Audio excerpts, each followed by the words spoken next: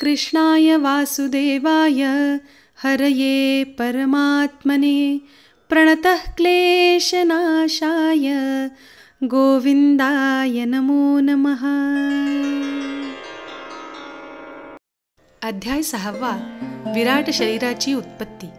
मैत्रेय विदुरास सांगते, महत्तत्व इत्यादी भगवंताच्या शक्ती आपापसात मिळून न राहती, यामुळे विश्वरचनेचे कार्य न करू शकती, हे पाहती भगवंत. म्हणून एकाच वेळी भगवंत कालशक्तीचा स्वीकार करीत 23 तत्वांच्या समुदायात प्रवेश करती. 23 तत्व कोणकोणते सांगतो आता तुम्हास ते. कर्मेंद्रिय, ज्ञानेंद्रिये, तन्मात्र, महाभूते प्रत्येकी 5.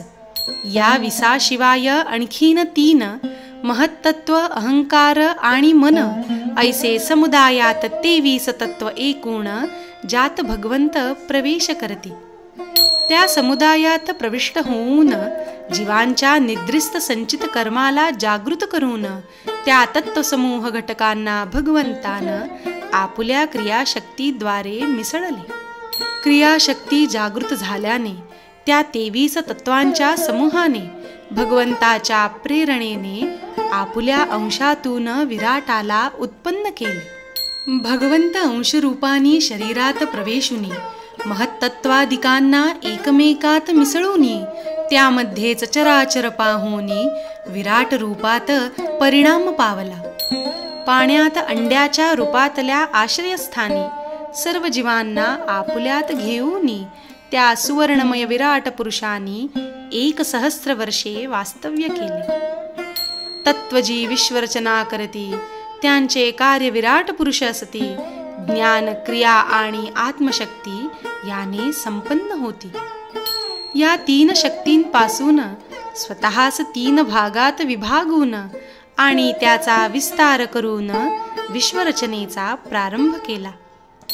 पहिले हृदय रूप, दुसरे दशप्राण रूप, आध्यात्मिक, आधिदैविक, आधिभौतिक रूप हे त्रिविध तिसरे. हा विराट पुरुष पहिला जीवसृष्टीतला भगवंताचा आद्य अवतार प्रगटला. त्याच्यातच प्रकाशित झाला संपूर्ण चराचर सृष्टीतील भूत समुदाय. महत्तत्वादिकांचे आधिपत्य करणाऱ्या भगवंतांनी प्रार्थनेचे स्मरण करूनी आपुल्या चेतन रूप तेजानी विराट पुरुषास प्रकाशित करून जागविले. विराट पुरुषाच्या जागृतीनं देवतांकरिता कोणकोणती स्थान, किती ठिकाणी झाली उत्पन्न, हे मी सांगतो ऐका. मुख झाले प्रथम प्रगट, त्यात अग्निदेव वाक इंद्रियांसह प्रगट, त्यामुळे जीव बोलू शकत विराट पुरुषातला. नंतर टाळू झाली उत्पन्न, त्यात स्थित लोकपाल वरुण आपुला अंश रसनेंद्रियासह राहून जीव रस ग्रहण करतो. यानंतर 2 नाकपुड्या उत्पन्न, त्यात 2 अश्विनी कुमार प्रवेशून घ्राणेंद्रियाने वासग्रहण जीवास करविती. विराट पुरुषाच्या शरीरात डोळे प्रगटूनी लोकपाल सूर्याचा अंश नेत्रेंद्रियांनी सूर्यदेवासह प्रवेश करूनी पुरुषाला विविध रूपाचे ज्ञान करविते. यानंतर विराट पुरुषा सत्वचा उत्पन्न, त्या त्वचेत वायुदेव प्रवेशून आपुला अंश त्वगेंद्रियासह राहून जीवाला स्पर्शाचा अनुभव करवती.